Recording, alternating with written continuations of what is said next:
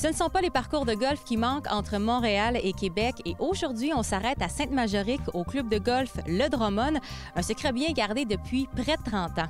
Steve Lupien, qui est co-actionnaire et directeur des opérations, nous présente le club, mais également son offre de service qui est très surprenante.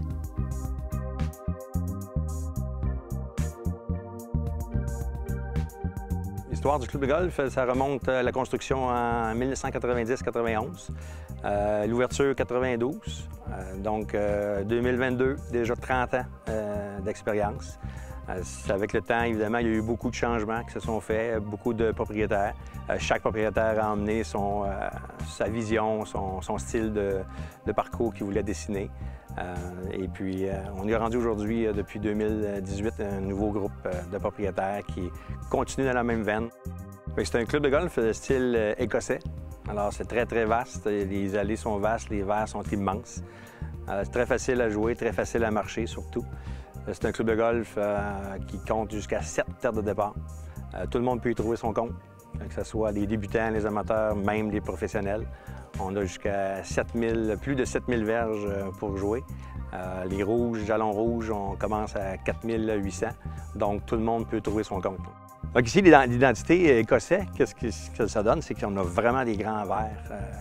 C'est pas rare ici, ceux qui n'ont pas des fers précis, là, qui se retrouvent avec des coups roulés de 30, 40, même de 50 pieds.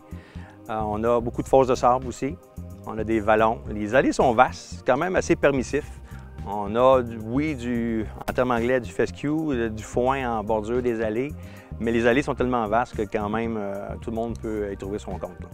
On fait toujours la blague pour les nouveaux golfeurs qui viennent nous voir qu'ici, on a changé nos Marshall pour des Lav Guard. Ça les sécurise un petit peu.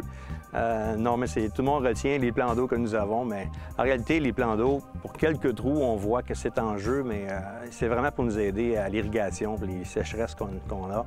Donc ça nous aide à maintenir une qualité de terrain avec l'irrigation. Notre trou signature, le parcours, le trou numéro 5, c'est le plus difficile, difficulté numéro 1.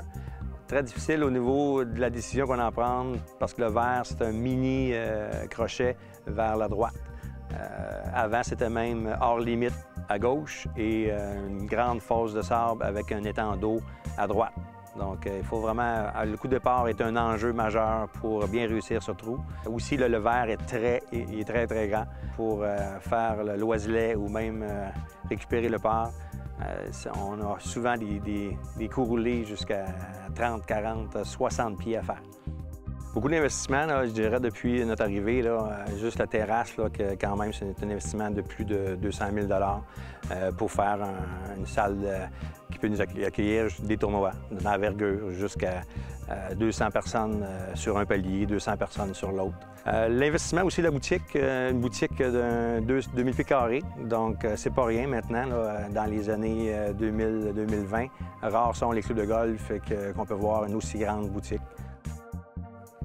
En conclusion, c'est un terrain qui est très particulier. Il n'y a pas beaucoup de style écossais au Québec. C'est un défi majeur lorsque vous avez des conditions qui sont difficiles, mais normalement, avec les jalons que nous avons, le nombre de jalons, comme je dis, de 4800 verges à plus de 7000 verges, si vous choisissez vos bons jalons, vous allez avoir du plaisir assuré.